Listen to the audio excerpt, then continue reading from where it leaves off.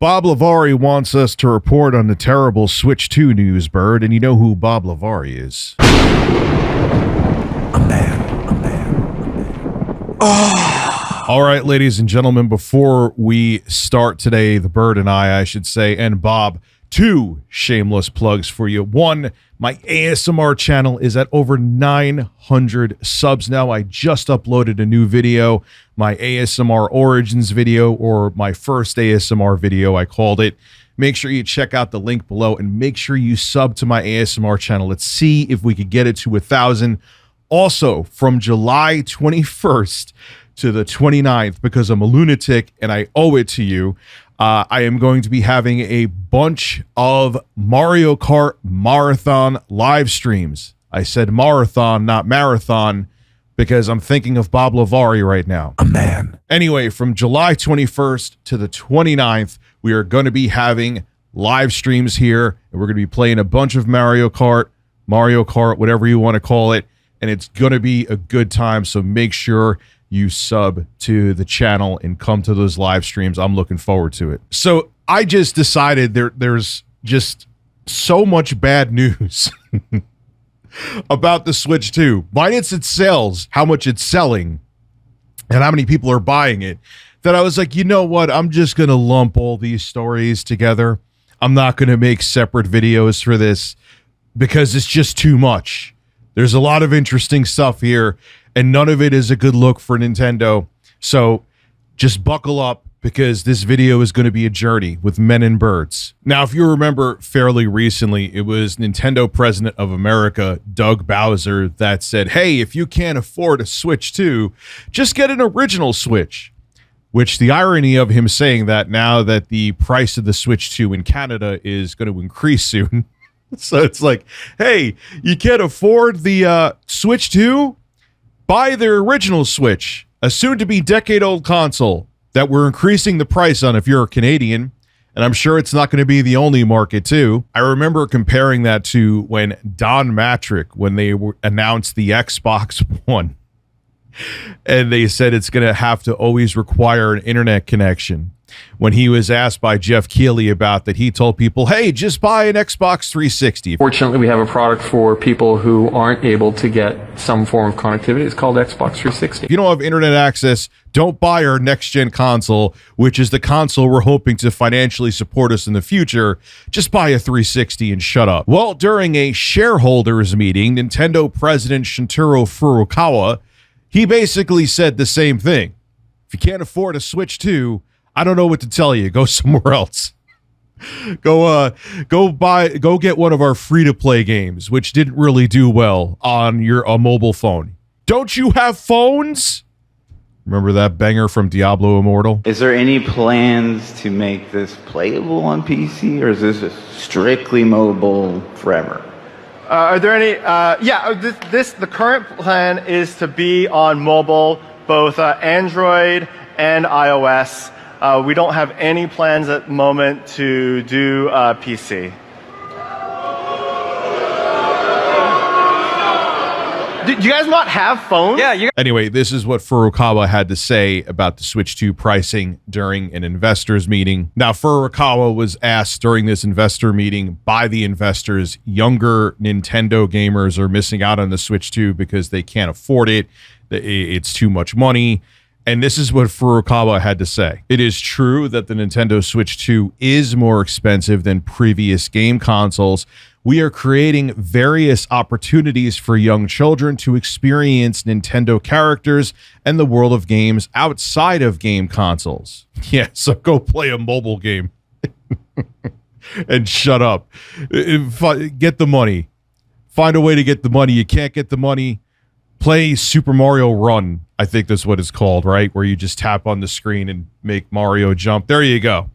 That's your Nintendo experience, you peasant. Now, if there is a silver lining to what Shintaro Furukawa said, is that he did also state that Nintendo is going to watch how people react to the pricing if the pricing starts to impede on sales. So he was basically hinting that if we can't move the console off store shelves, which Nintendo is not having a problem with right now at all, they may think about lowering the price of the Switch 2 in the future.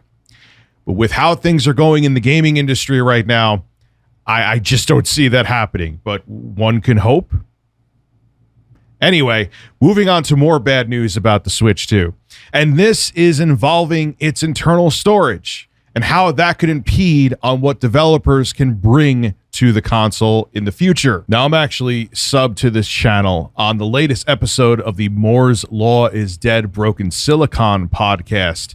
Alderon Games founder, as I knock over the bird, Alderon Games founder Matthew Castles, they created the game called Path of Exiles. He was talking about a few gripes that he has with the Nintendo Switch 2.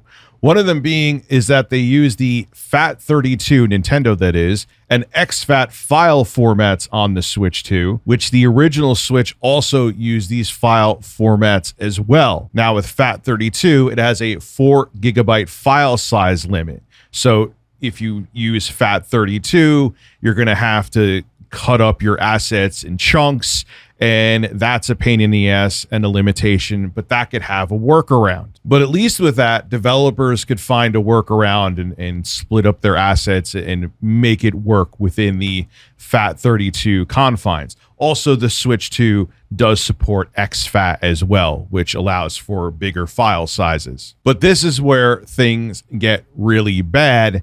Due to Nintendo cutting costs with their internal storage, they're keeping a strict limit on how many times a game can write data to the internal storage to prevent it from dying too soon, because Nintendo cut costs by putting cheaper NAND inside the Switch. So essentially where this could become a concern is, say if there's a big third-party title being released and this big third-party developer / publisher wants to bring that same game to the Switch 2 because the Switch 2 is capable of handling it. But there may be a big setback if this open world game, let's call it an open world game, this imaginary one, if they need to write a certain amount of times to the storage, if Nintendo goes, nah, you ain't allowed to do that, well, it's going to be real hard to bring that game to the Nintendo Switch 2. All because they wanted to cheap out on the internal storage. So that could be a big problem in the future with third-party titles and game development for the Switch, and it may limit how much third-party support could is the key word, limit how much third-party support the Nintendo Switch 2 gets in the future. We will have to wait and see, but that's not good news. But wait, there's more bad news. The Brazilian Consumer Protection Agency is going after Nintendo for their end-user license agreement. Remember the story I did where someone's family member changed their username on their Switch 2 to Twink Link, and their console got banned and Nintendo refused to reverse the ban? Well, the Brazilian Consumer Protection Agency, Procon-SP, is not happy with that. And they actually sent out a formal notice to Nintendo, and it'll be interesting to see where this goes. This comes from WCCFtech.com. I'll read it to you, then we'll discuss. While the Nintendo Switch 2 is doing well in Brazil, some of the provisions of its end-user license agreement have reportedly caught the attention of Procon-SP, the Sao Paulo-based branch of Brazil's Consumer Protection and Defense Program. Nintendo being able to terminate user accounts and making the consoles permanently useless without giving a solid reason and not being able to reverse these bans is a violation of Brazil's Consumer Protection Code section 8.078/90. And this code says that it seeks to meet consumer needs, to respect their dignity, health, and safety, to protect their economic interests, to improve their quality of life, and to ensure transparency and harmony in consumer relations. That Brazilian Consumer Protection Agency is also not happy with the EULA saying that users can't sue Nintendo, which a lot of people I'm sure would want to do if their brother accidentally changed their name to Twink Link and now their console is useless. That is insane. You want to give like a 48-hour suspension or something like that, even though for the name Twink Link, I think that's ridiculous. Nintendo, fine. but you actually make it that their console is a brick and can't access online services for good over a username. Nah, man, Nintendo, you're sniffing your own farts and your ego is too big because of how well the original Switch did and how well the current Switch 2 is selling. And I hope action is actually taken from the Brazilian Consumer Protection Agency against Nintendo, because it's absolutely ridiculous. It is completely draconian what Nintendo is doing, and it needs to be stopped. You can't charge $450 and more in other countries for the Nintendo Switch 2 and go, hey, we don't like your username. We find it offensive. Therefore, your console is now useless, and we won't reverse the ban. That is one of the most anti-consumer things I've ever seen a company do in this industry. It's unbelievable. And you are sniffing your own farts right now because of how wildly successful this Switch 1 was and how well the Switch 2 is selling. So it's like, oh, who cares? Oh, wait, there's a console banned and their console is now useless? Oh, look, 5 other people bought a Switch 2. That's how Nintendo's thinking right now. That is how they're thinking. So let's bring this home, okay, and go over what's going on with the Nintendo Switch 2 right now. It's selling well, but it doesn't mean that this news that I gave you isn't bad. First off, you have Nintendo President Shintaro Furukawa saying, hey, you can't afford a Switch 2? Find other ways to enjoy Nintendo. Sucks for you, you can't get a Switch 2. Then you go on to the fact that the internal storage of the Switch 2 may limit third-party development because Nintendo is being super strict with how many times developers write to the internal storage because they cheaped out on it, supposedly, and they want to make sure that the life of it isn't shortened by developers. So that could mean in the future that we may miss out on third-party games on the Switch 2. And then on top of it, which actually, at least on the consumer side of things, this could be a good thing, you have the Brazilian Consumer Protection Agency, Procon SP, going after Nintendo because of their draconian end-user license agreement, which they're actually enacting and banning people's consoles, their Switch 2s, for good over ridiculous reasons. It's so funny because one thing, even before I did YouTube online news and whatever weird stuff I do on here, you've always seen this throughout history. If a company is very successful for a generation, you know, because again, corporations are run by human beings, and you could tell that the human beings running said company, whether it be Sony, whether it be Microsoft, whether it be Nintendo, when they have a successful generation and they're going into the next one, their egos swell up and they're like, we can't do anything wrong. Even though history has proven otherwise over and over and over again, we sold over 150 million Switch consoles. People are just going to buy the Switch 2, no matter how anti-consumer our end-user license agreement is. I remember when Sony went from the PlayStation 2 to PlayStation 3. The PlayStation 2, I just checked the numbers now, is still the best-selling console of all time, with over 160 million units sold. When Sony went from the PlayStation 2 to PlayStation 3, they're like, we could sell this console whatever price we want to. We could tell people whatever we want to because they bought the PlayStation 2 and they're going to be dying to buy the PlayStation 3. And yes, Sony's ego got in the way. And when the PlayStation 3 launched, it was brutal, man. They turned things around with the PlayStation 3 during the 7th generation. And in the end, the very end, they ended up outselling the Xbox 360. But it was Sony's ego. They thought they could do no wrong after how wildly successful the PlayStation 2 was, and that's why they had a bunch of problems with the PlayStation 3. You could go into Xbox with the Xbox 360. Even though the PS3, like I said, at the very end, outsold the 360, the 360 was the top dog for a good portion of that generation. And Microsoft thought, like, hey, the 360 did great for us.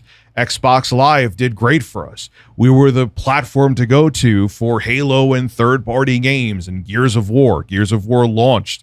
It was premiered on the 360.